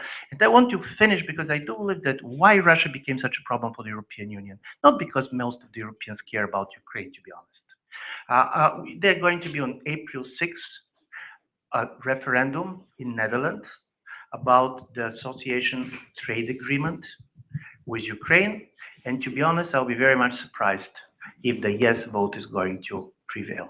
Because basically now the general mood in Europe is, we don't care about anybody else. It's nothing personal to the Ukrainians. This is just, we have a problems now, we don't want other problems. But European Union was very much hurt because of two types of big assumptions on which the European foreign policy was based and which Putin very much provoked. First, that economic cooperation means more security. That the more basically we're economically interconnected, this is reducing the risk of war. And then we discovered that to a certain extent it's true, but under certain conditions, the more economically you are related, the more vulnerable you are. And this was a kind of a bitter discovery. And secondly, we managed to convince ourselves that hard power does not matter. Everything was economic power, everything was about soft power. Our military budgets are much higher than the Russians. But in military power, it's not only how much tanks you have, but are you ready to use it? And if you have seen the opinion polls, I didn't check the Polish data, but do you know how many of the Italians are ready to fight for Italy? For Italy, not for Bulgaria. 18%. How many of the French declared on the opinion poll that they are ready to fight for France, not for the European Union? 29%. And I do believe part of the problem comes not from the equipment and not from the strategies and others, but we have convinced our world it doesn't matter. And then comes a guy and said, it doesn't matter for you, it matters for me. And I do believe this is where the real scare, because he managed to shatter our understanding of the world in which we're living, not because he came with the alternative ideology, but basically because he made a joke of some of the major assumptions on which we have been constructing our strategies. Just to make it clear, you said that Russia thinks that it will collapse, or that Russia is afraid that it really will collapse. This is why it must stay in prison to survive. Yeah. So what's this is only the perception problem, or? Yeah. Okay. Yeah. Yeah. System oligarchiczny, który Tylko, że zapytajmy najpierw Iwana i zaraz oddaję właśnie. Ask Ivan, and then I will give the floor to the audience. For different reasons, including the fact that Russia is not Moscow and St. Petersburg, and the other places, and you know how they look like. The level of vulnerability is very much part of the mentality of the Russian elite. I don't believe that they feel secure. It's not that they simply play in security, they feel catastrophic.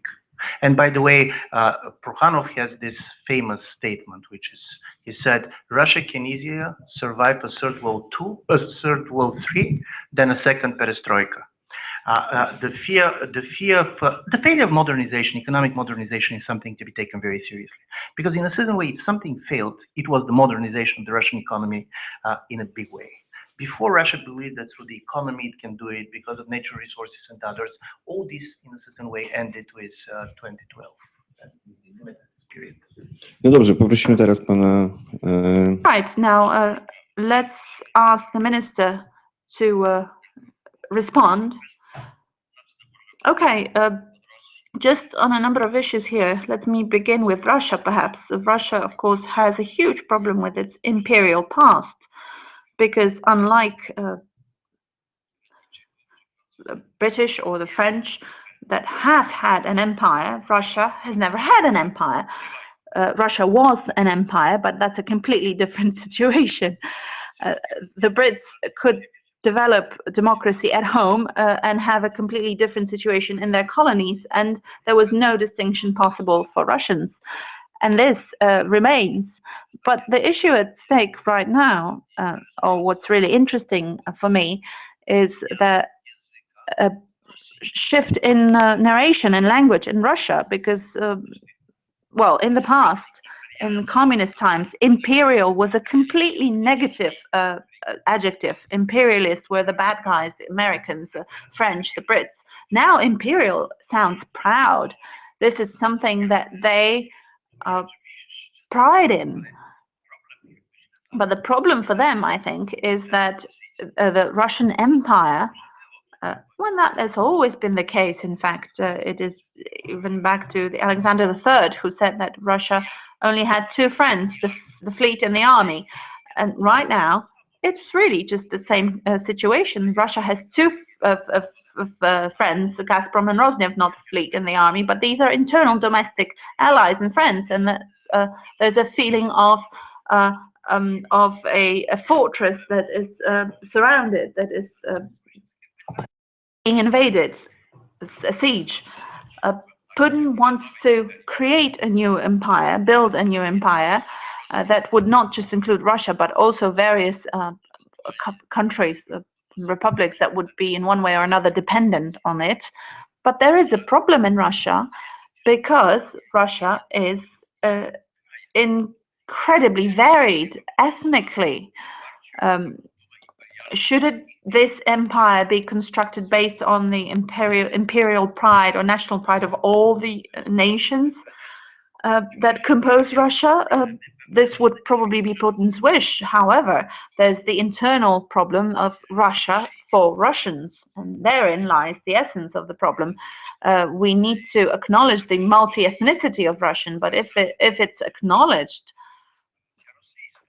and that's the Russian narrative, that each group has the right to be independent and to pursue secession, then that is dangerous for Russia. Kazakhstan is afraid of that, and the Chinese are not happy either. There's the issue of Taiwan that could separate, right? Also, there are many regions that are key for the Russian economy where the Russians are a minority. And I'm not even talking about the Caucasus, but the Tatarstan, which has huge potential in terms of oil. There are only 20-something% of people are Russian, the same as in Yakutia or other regions. So that fear is extremely big, that Russia would just fall apart, that after the external Russian Empire falls apart, it would fall apart internally. And herein lies the huge problem. Russians are in desperate need of Ukraine because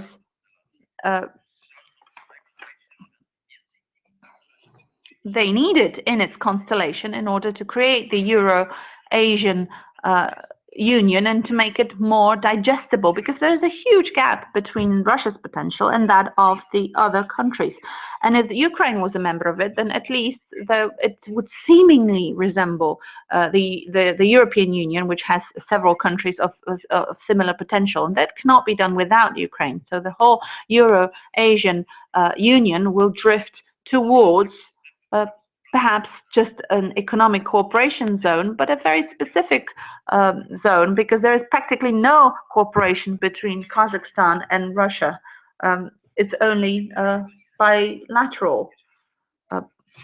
Now, CSDO, the security organization, this is interesting for those countries because Russia can be a guarantor for any potential bilateral problems between these countries in Central Asia. There are huge tensions there between specific countries, and Russia can be a guarantor and an ally. Now, about Russia and corruption, we've heard that there is a difference between corruption in Russia and corruption in Ukraine. Yes, there is, because when we talk to businessmen, in fact, they have gotten used to Russian corruption because it's structured in one way or another. You need to know who you have to pay and how much you have to pay. In Ukraine, you don't know, and that's the problem. It's definitely easier to invest in Russia than it is in Ukraine. And a few minor issues. We've spoken about armed forces. Some need long training, but some other units don't. Let's remember that the whole war in Afghanistan, the Russian intervention, collapsed because stingers were delivered to the Mujahideen. They were easy to use and very effective defense against helicopters and aircraft.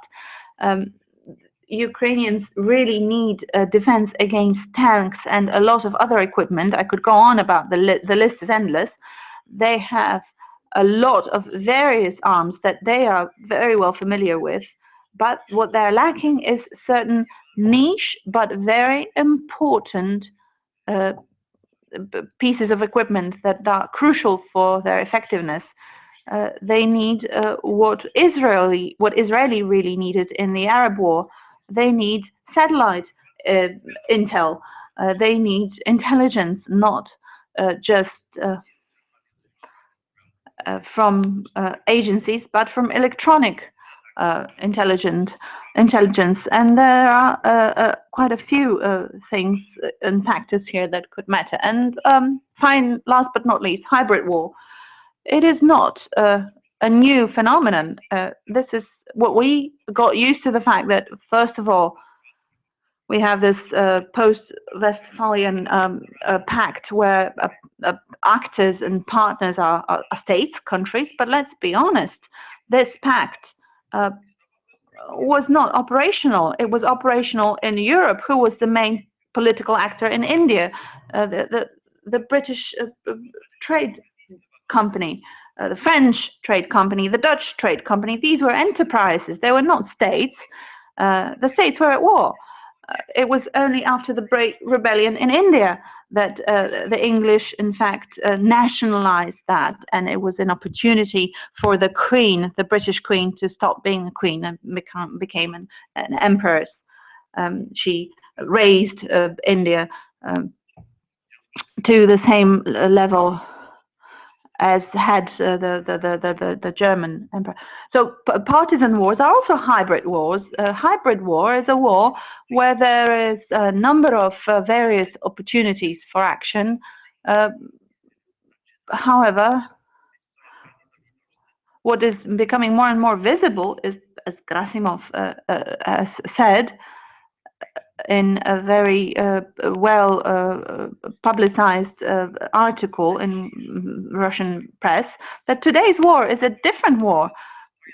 This is not a war that you declare. You don't know who is at war, who is a party to the war. There's a huge role of various intergovernmental or organizations and various structures that are not state structures. And the scale of this war is completely different. And I think that, of course, we need to bear hybrid war in mind, but it's not a new phenomenon. And when we talk about the history of Russia, then of course there was the army theory and Miller, who spoke about the war of rebellion in many places. For example, in Africa, North Africa as well. This is something that we're observing at the moment. And the distinction between soft power and hard power, that is true.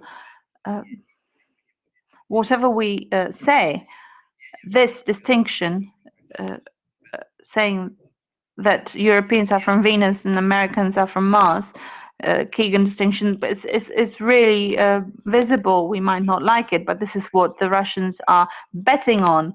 When Mao Zedong was asked what he thought about nuclear war, he said to an American correspondent at the time that, well, it's okay if 40 million people are killed, then the remaining ones can live under communism. the readiness to be exposed to such a risk in Russia seems a lot bigger than anywhere else. Russians are aware of that, and this is where Putin bases his of fear. We can afford that, and can you? Poprosimy w takim razie o... Well, thank you very much, and now I'd like to invite questions from the room. And there was the first person, and then the person in the back of the room, and the gentleman in the front of the room. Do use a microphone. The gentleman on the left. Thank you very much. To Ivan Krastev. Actually, you mentioned very interesting point about the Russian political elites actually has a strong ideology. And this point, in my opinion, is really very weak, maybe one of the weakest points in nowadays Russia, because we can find maybe imitation as a main ideology. We can find on operational level maybe anti-Westernism or anti-Americanism as ideology. But what kind of ideology actually we are talking about nowadays Russia? Odpowiadamy od razu. Let's answer. There was probably it's translated already in Polish, but one in my view of the best historians on Soviet Union, Stephen Kotkin, published the first volume of his biography of Stalin. Not translated. Not translated. But that's a very important book because he shows that ideology matters for Stalin. That in the time of the crisis, he starts basically to reading some dogmatic texts, but basically this was very much important in the way he was trying to see the world. Now you see very strong ideological rhetoric from time to time coming from Moscow, but by the way, this changes very much. And from this point of view, in a certain way, Putin is in a much more difficult position, not simply because there is not collective leadership and there is no party and so on, but because he himself was the product of, in a certain way, the first post-ideological generation in the Soviet Union. Some American ambassador said something about the Turkish President Erdogan.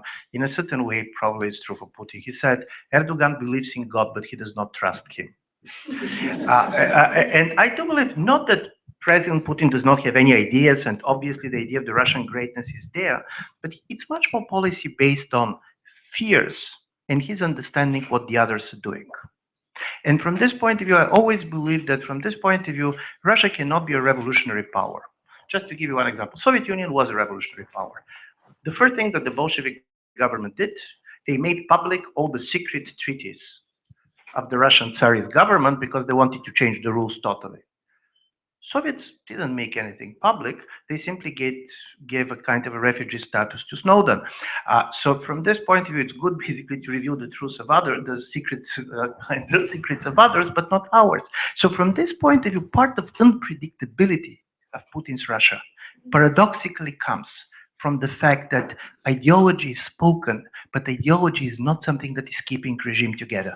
What probably is keeping regime together much more is, and from this point of view, I'll go very much in Peter's area, but I was always trying to see, like everybody, how are you thinking about Putin? Because these days, everybody is writing biography of Putin when he wants to understand what Russia is doing. And this was very much the Vysotsky generation, without basically the genius of Vysotsky, but friendship, personal loyalty. Institutions are not taken seriously. We are totally cynical, criminal on one level, and proud with the victory in the Great War on the other. This type of a very strange mixture makes the policy very difficult to predict. Because in the West, there was a lot of soul searching. Why I was so surprised by not so much Russian control of Crimea, but by the annexation of Crimea. This came as a surprise. But when you start to talk to the Russian officials, they were surprised too. They expected frozen conflict. Very few people believed that Crimea was going to be left to Ukraine, but the expectation was it's going to be a frozen conflict, like was before, and then comes this. I'm saying this because the lack of ideology makes on one level every regime much more difficult to understand and to predict. And that is also for the public, because one of the deputy head of the presidential administration, Mr. Włodek, had probably made the statement, which is, I have never heard anything which was more painful if I was a Russian for his statement. He said, without Putin, there is no Russia. Listen, Putin is in a great health, but at least we can assume that he's mortal. From this point of view, making the statement is awful. Does it mean, but it is exactly the figure of the leader that keeps the nation together. Because there is no party, United Russia cannot be compared neither with the Chinese Communist Party, not with the Communist Party of the Soviet Union. Somebody called it the trade union of officials, and it's true, there is no ideology keeping there. So I agree with you. There is a rhetoric, there was an attempt. By the way, some of this is not even cynical. They're looking for ideology. They have their fears. For example, the fear of moral decay of the West, which is going to destroy Russia and so on. Probably this is real, but it's not enough to have an ideology. It's not what you don't believe in. Ideology is about what you do believe in. And from this point of view, I do believe that part of the problem goes. Orthodox Church cannot keep the country together exactly for what the minister said. 20% of the population of Russia is not Orthodox Christians, and this is very specific part of the country. So this is an empire. For Poland, it's easy. You can say the Catholic Church keeps us together. Russia cannot say this. At the moment when you're saying this, you're creating a crisis of its own. And how to keep this? I very much agree with the fact that Russia never had an empire. Russia was an empire. And from this point of view, the conflict in Russia, and by the way, the conflict in the post-Ottoman space is very different. In the post-Soviet space, it's a kind of a classical dissolution of the imperial space. And when people start to build their post-Soviet space, they use anti-Russian nationalism because this is what the states are made of. And the Ukrainians are a very classical example of this. In the case of the post-Ottoman space, what you have is the crisis and disintegration of decolonization. The states that have been produced as the result of the collapse of colonization cannot keep themselves, cannot legitimize themselves. And this, I do believe that they really want an ideology. He's trying, he starts to read history, he's pushing here and there, but ideology is not something that you can simply impose. They should be a genuine energy, and I don't see this. I could be wrong, but I don't see it. You want to add something, Peter? Well, we keep on saying this word cynicism, and I wonder whether we know what we mean by it. Cynicism isn't believing in nothing, which is very ideological, sort of the heroes of Dostoevsky and Turgenev. Cynicism isn't just putting money in your pocket. Cynicism is it's actually quite pantheistic. It's the cult of being able to believe in lots of things at the same time. So Putin and the people around him, we see this all the time, they are Russian nationalists in the morning. They are, they love the West in the afternoon with its Monacos and its houses and its TV series. And in the evening, they want to go back to some sort of, 19th century great powerism.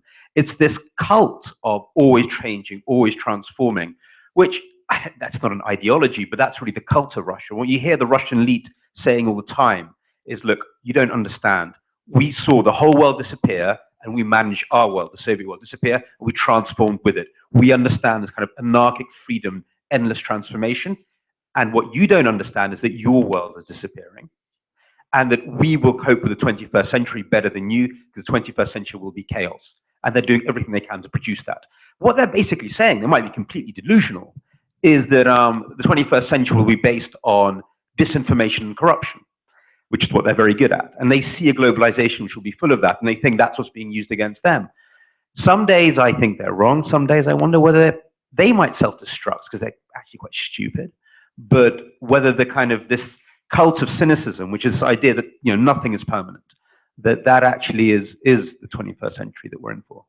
And just one point, because for me this is extremely important point, because how you're building states. Charles Tilly, the famous sociologist, historian, used to say, states makes wars, but war makes states. And from this point of view, the legitimacy of the Soviet project, of course, very much came after the victory of the World War II. So here, Crimea is a very interesting story. Because in Crimea, unlike in the World War II, there was no sacrifice. It was the president who made a gift to the nation. Nobody was killed. At least till the beginning, there was no any type of economic sacrifice.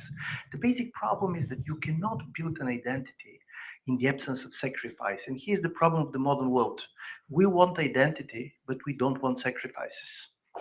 And from this point of view, it's difficult, because if you go to the opinion polls, even the Russians, which basically we believe that they're very much pro-war and so on, The Russian public is ready to watch war on television, but it's not very keen to participate in it. And from this point of view, this is why we see all these symbolic wars. From this point of view, Russia is like others, like us, like the Americans. The war is not a popular sport anymore. From this point of view, you need some type of a wars which create patriotic feeling, but it is the patriotism of the spectator. War has become like the professional sports. You're for Liverpool, but you're for Liverpool in order to watch them, not to play it. And I don't know how this type of an identity building is going to work, because historically it was different. It was our shared sacrifice that allowed us basically to have certain type of identities. Poprosimy drugie pytanie. Question. I would like to thank for an amateur. This is a feast, a great meeting. And I'd like to ask a supplementary question, if I may. A a few years ago, well-known publication appeared, and it was spoken about the layers of lies in Russia. It seems that Russia buy the propaganda or buy into the propaganda and still have control.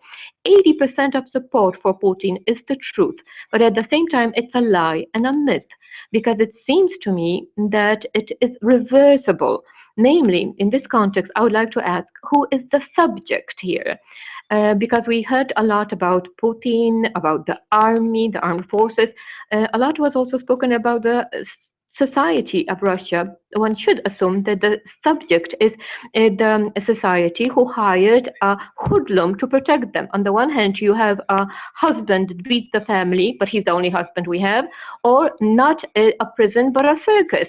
And those who were born in Poland under the Polish People's Republic in the Soviet times, and there was a very popular in this part of Europe to have circuses, and there was this master of ceremonies in the circus who puts his head in the mouth of a lion, but at the same time he can whip his whip at the bottom at the lion. So the Russians believe in the propaganda, but they believe it because it's a game for them. They know it's a lie, and they know that it could be reversed. So that's why it's so easy in Russia that over 2 days, maybe I'm exaggerating, but over a few months, you have the West as your dear friend.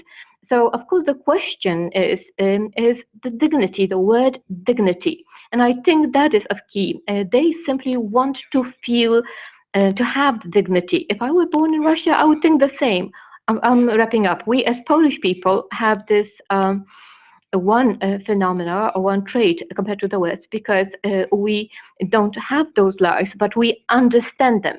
We cannot be cheated, but the West can be easily cheated. That's this belief. So had I been born in Russia, I would be a proud Russian. And I would buy into all of this, and I would act the same way. And one more short comment, a question actually. Ludwika Włodek spoke in a very interesting way about the soft underbelly. But if I also know your publications and I value them, I would like to ask a provocative question. Is it not lying to yourself, lying to ourselves in the West, as we belie ourselves that the millions of the Chinese on the border? But that's of course not true. So what does it mean that in 100 years' time the Chinese will come back there? So that is it so important that we come back to those areas in 100 years' time? What's the practical meaning of that? So the politics are happening today. And the microphone, please, could you use the microphone? Well, I was speaking about 100 years at the end of the 19th century. Namely, China at one moment had relinquished being part of the strife of the superpowers. So now Central Asia is really in the pocket of the Chinese. Chinese are the money lenders. Chinese lend the money on terrible terms because they give the money to a politician that will need to be repaid. and Chinese give the money to those politicians who don't actually have to reckon with public opinion. So then they lend the money, but it's the Chinese workers, the Chinese companies that build the roads. In Uzbekistan, 2 million people are working in Russia. In Kyrgyzstan, 700,000 working in Russia. In all those countries that I mentioned, who's doing the civil works? It's the Chinese workers, the Chinese companies. And all of those countries are indebted with the Chinese.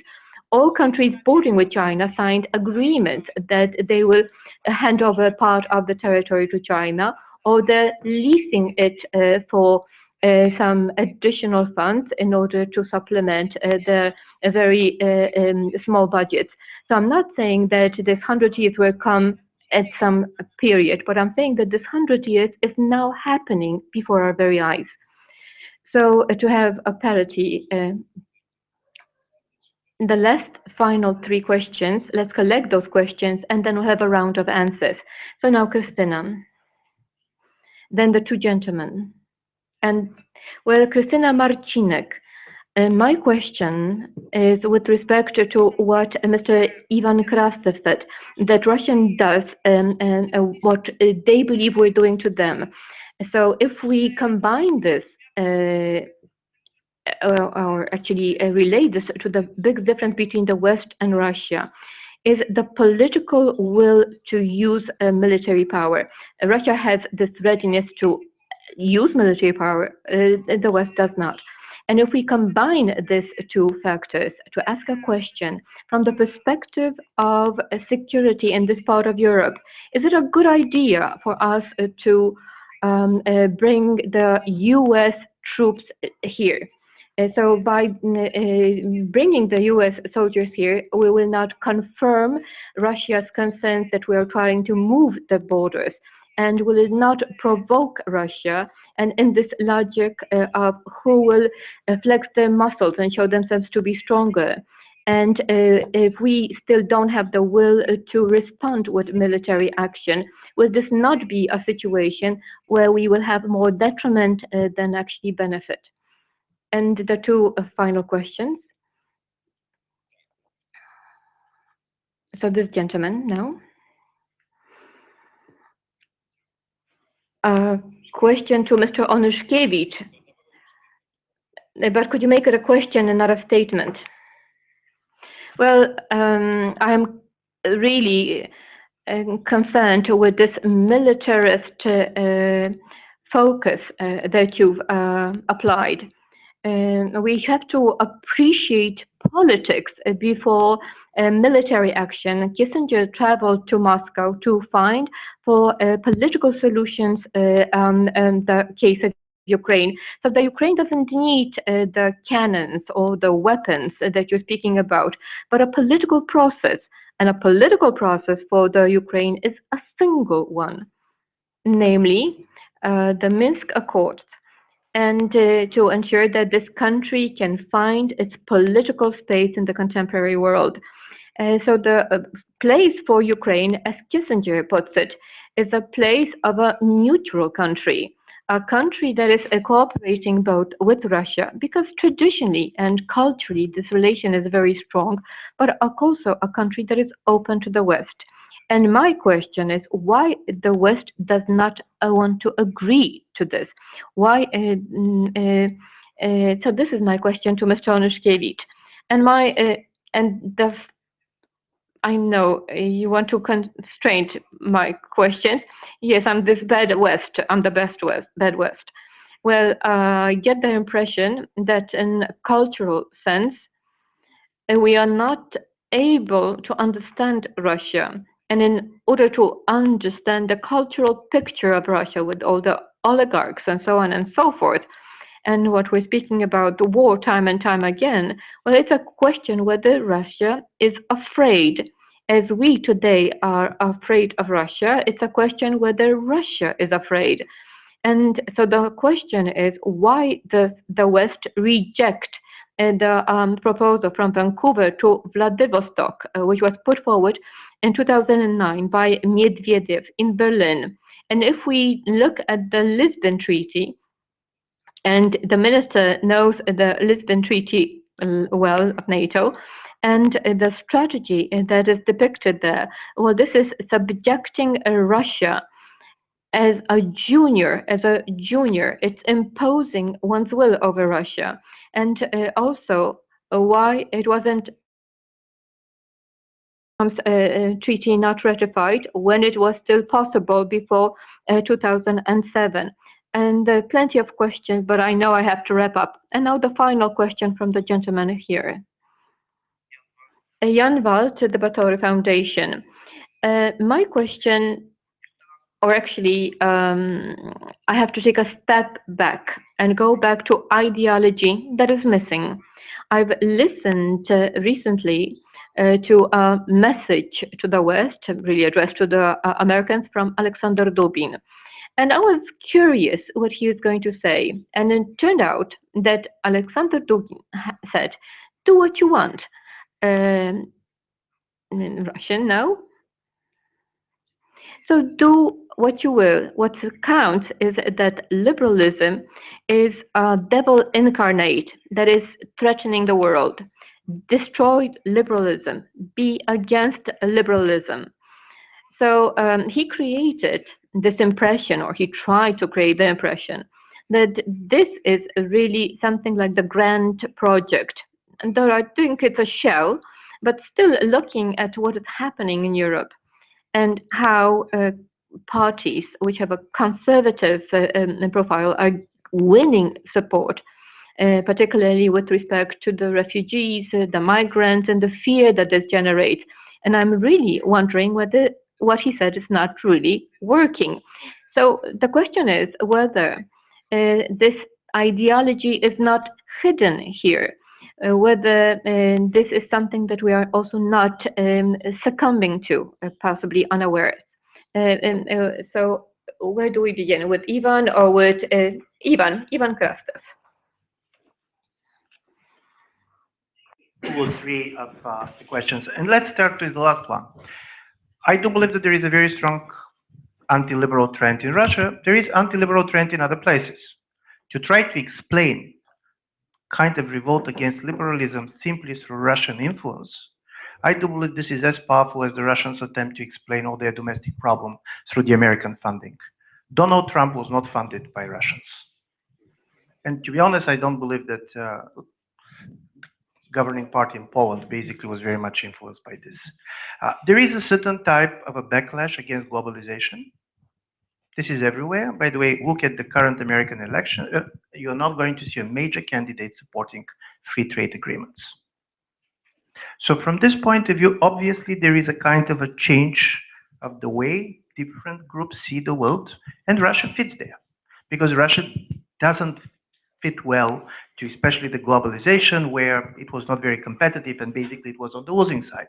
So from this point of view, the fact that you have this type of coincidences, it's much more the spirit of time than the Russian influence.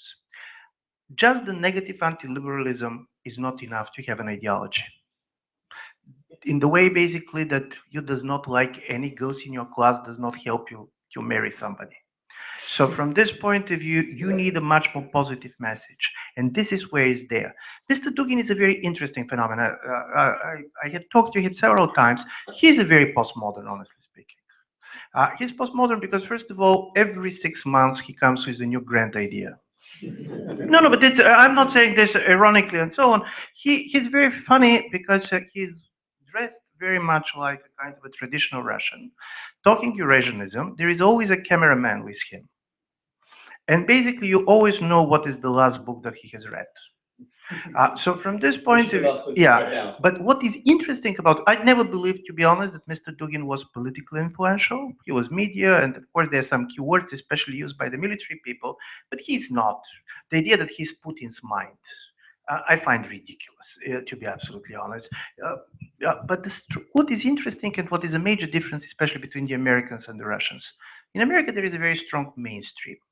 If you're not part of the mainstream, you're not part of the game. You can be as brilliant as you much want, but if you're not sharing certain assumptions when it comes to the policy world, you're nobody.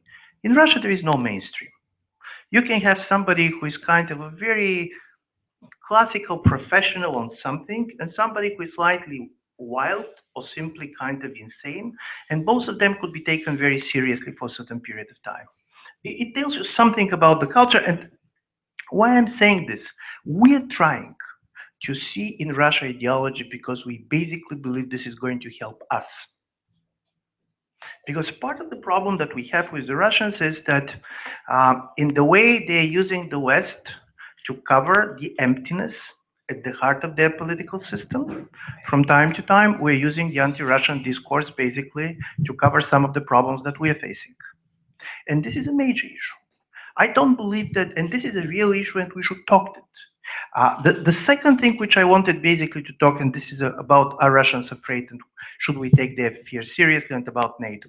Listen, there is no problem of Ukraine not being part of NATO. And to be honest, I do believe that most of the Western governments are not enthusiastic about Ukraine becoming a member of NATO. What is not okay for the West is Russia telling others what they can and cannot do. This is the problem. I don't believe that at this moment, even the so-called hawkish groups in the United States are interested to get Ukraine in. But the very fact that you're going to allow the Russia to say basically what Ukraine can do and cannot do is a major challenge of the idea of the sovereignty. And it's quite interesting because in the Russian understanding of sovereignty, sovereignty is not a right, it is a capacity. You need a certain level of power in order to be sovereign. So from this point of view, countries, for example, like Bulgaria, by definition, cannot be sovereign because we're too small to be. This is not something that can easily work. And I do believe here comes the tension. Not so much the fact that somebody dreams to get a well-functioning Ukraine as part of NATO. And my last point is about the military stuff. And as I know, the problem here is the following. President Putin used to have this famous quote from 2004. He said, what I have learned is that the weak are beaten. Here he's very much on the same page with the former American Secretary of State, Donald Rumsfeld, who used to say, weakness is an invitation for aggression. So from this point of view is how for the West not to project weakness without basically to provoke any spiral of arming and so on. This is the question. And this is the question of proportion. This is not, if you say basically we're not going at all to arm ourselves because we can provoke here and there, in a certain way, by not arming yourself, you can be very provocative. Because weakness is very provocative stuff. People start to have bad ideas in their minds and they can do bad things. But on the other side, when you have somebody who has a really huge level of insecurity, like today's Russia, you should be also very kind of afraid of the fact that they have the tendency to overreact. So when you're doing things, I do believe that the overreaction should be also taken seriously. Okay, Ludwika now. I just wanted to make reference to one thing. I think that this is where the problem lies with the West that we're experiencing here in Central Europe. That the West, not all of the West and not all political elites, but a big part of the public opinion in the West is capable of accepting the fact that Russia says what we can or can't do. And this is what it looks like, unfortunately. And of course, if Russia were saying that to France, the UK, or Germany, then of course there would be a lot of indignation. But unfortunately, our part of Europe is still treated differently by some. It's almost as if we were speaking about Morocco or Jordan. Unfortunately, that's what I think. I'm going to talk about that, but you've both said it. We can't talk about Ukraine as a subject of our conversation. Ukraine is an independent actor which needs to arm itself. I don't really care whether we do it. It just needs to be armed to the teeth. It has a very aggressive neighbor, the way Poland armed itself very aggressively after independence. But I'll leave that to other people. This idea of dignity in the circus, that's my whole book is about that. You'll love my book. So it's all about that. Yeah, get it. No, that's complete. And the circus is completely the metaphor for Russia. It's a very frightening circus. And I love this idea that Putin is the person who puts his head in, in lion's mouth and whips. That's brilliant. I wish I'd used that now. And Moscow is designed like a circus. It's a ring, and the cult is brilliant. I wish I'd used that, but I might yet steal it. This idea of dignity. I think one way to approach it. So I now work a lot with helping hopefully to one day be reality, but at the moment it's mainly theory. How do we create alternative Russian language media? So how do we support existing ones? How do we create new programs? And what sort of programs should we make in Russian? The main discourse that the Kremlin uses is conspiracy.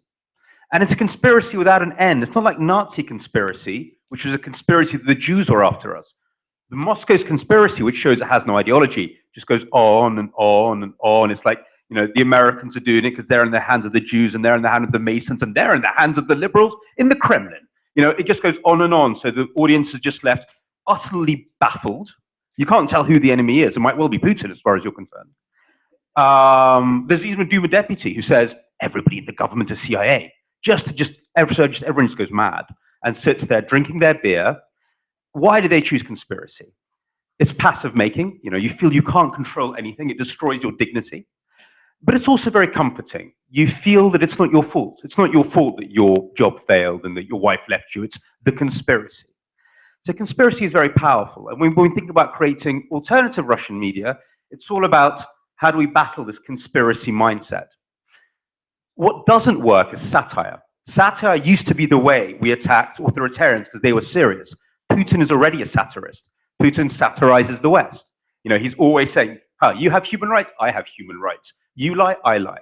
He's already a satirist. He's very carnivalesque. He's like this grotesque circus, a carnival. So weirdly enough, the programming that I think we have to focus on is weirdly optimistic. And it's important that the most important Russian anti-Kremlin channel is called Telekanal Dozhd, optimistic channel, because what they're saying is something can change. Putin's ideology is about saying that everywhere is terrible. I'm corrupt, but there is corrupt. You know, everywhere is as bad as I am, so there is no alternative to me. And weirdly enough, it is about building up dignity and this idea that you can change something. So hopefully that's what I'll be able to do over the next couple of years, and thus ideologically undermine their narrative, or maybe not.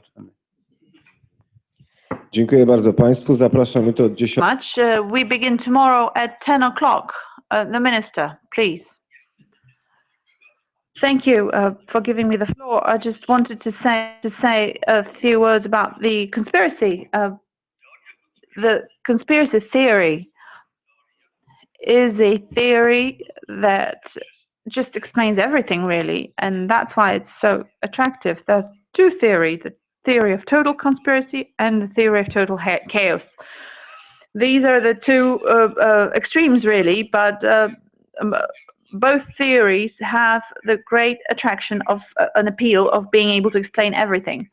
And on a purely military note, whether the deployment of forces would be a provocation towards Russia, well, Russia needs no provocation.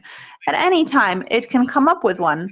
When I watch the Russian television and I hear people that there were American tanks on fire in Donetsk and then there were Polish soldiers fighting someplace or another, then what are we even talking about? We should just do what we have to do and potentially raise the price of any conflict. Can we make a policy without armed forces? Frederick the Great was no Democrat, but he did say that making policies without armed forces is like trying to play music without an instrument. We need to have it. Why was Minsk even signed in the first place? It was signed because the Ukrainians tried to push away the separatists. This is what it was. Without the without the force that they showed, there would have been no Minsk. We had separatists in Kharkov and perhaps Kiev and Dnipropetrovsk, but you can't do everything with just diplomacy. The Pope can do a lot, but he can't do all because he doesn't have an army. And Medvedev's plan was rejected because adopting Medvedev's plan would have meant allowing Russia to decide within the EU and NATO. This would have been the case. So it was out of question to adopt Medvedev's plan. That's it. Now, CAP, why wasn't it not ratified? It was not ratified because